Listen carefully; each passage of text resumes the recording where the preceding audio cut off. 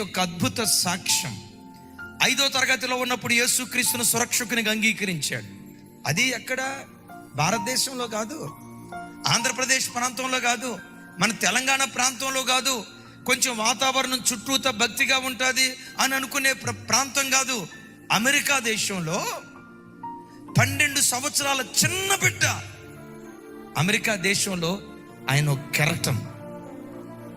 ఓ రకంగా అమెరికా దేశం 60% ప్రజలు ఒకవైపు ఉంటే ఈ ఒక్క వ్యక్తి ఇటువైపు నిలవబడి ఎబార్షన్ వాక్యానికి విరుద్ధం, లెస్బియన్స్ వాక్యానికి విరుద్ధం, గే సిస్టమ్ వాక్యానికి విరుద్ధం, పురుషులు స్త్రీలు ఈ అవాంఛనీయమైన కార్యాలు చేయటం దేవుని వాక్యానికి విరుద్ధం గళమెత్తాడు. వెళ్ళిన ప్రతి చోటల్లా యేసుక్రీస్తును గురించి ధైర్యంగా బోధిస్తూ వచ్చాడు. జస్ట్ ఈ వారంలో ఒక యూనివర్సిటీ క్యాంపస్లో తన ఆఖరి క్షణాలలో యేసుక్రీస్తును ప్రకటించాడు. ఏమని ప్రకటించాడో తెలుసా? యేసుక్రీస్తే పరలోకానికి మార్గం. ఓ స్థలంలో ఆయన ఇలాగే అడిగారు, బాబు ఇంకో 30 సెకండ్స్లో నువ్వు చనిపోబోతున్నావు అని అనుకో. ఆయన అడిగిన మాట ఏంటో తెలుసా?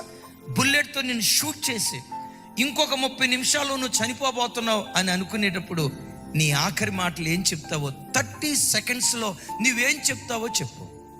చనిపోయే ఆఖరి క్షణాల్లో భార్యను దగ్గరగా తీసుకొని ఐ లవ్ యూ, పిల్లలను దగ్గరగా తీసుకొని నుదుట ముద్దు పెట్టుకొని దేవుడు మిమ్మల్ని విడిచిపెట్టడు అని చెప్తావా?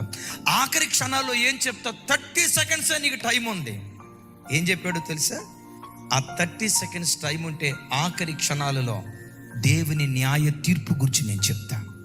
దేవుని న్యాయ తీర్పు గురించి చెప్తా. మనుషులారా, మనమందరం దేవుని న్యాయ పీఠం ఎదుట నిలవబడాలి.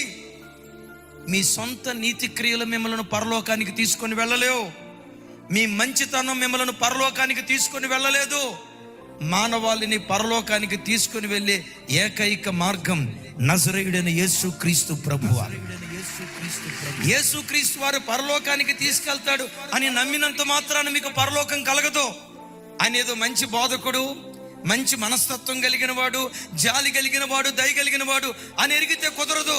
ఆ పరలోక రాజ్యం మీకు దొరకాలంటే సిలువ చెంత మోకరించి నేను పాపిని అని పశ్చాత్తాపడి యేసుక్రీస్తును ఎవరు స్వరక్షకునిగా అంగీకరిస్తారో, యేసుక్రీస్తును స్వరక్షకునిగా అంగీకరించిన ప్రతి వ్యక్తి పరలోక రాజ్యంలో దేవునితో కూడా నిలవబడతాడు.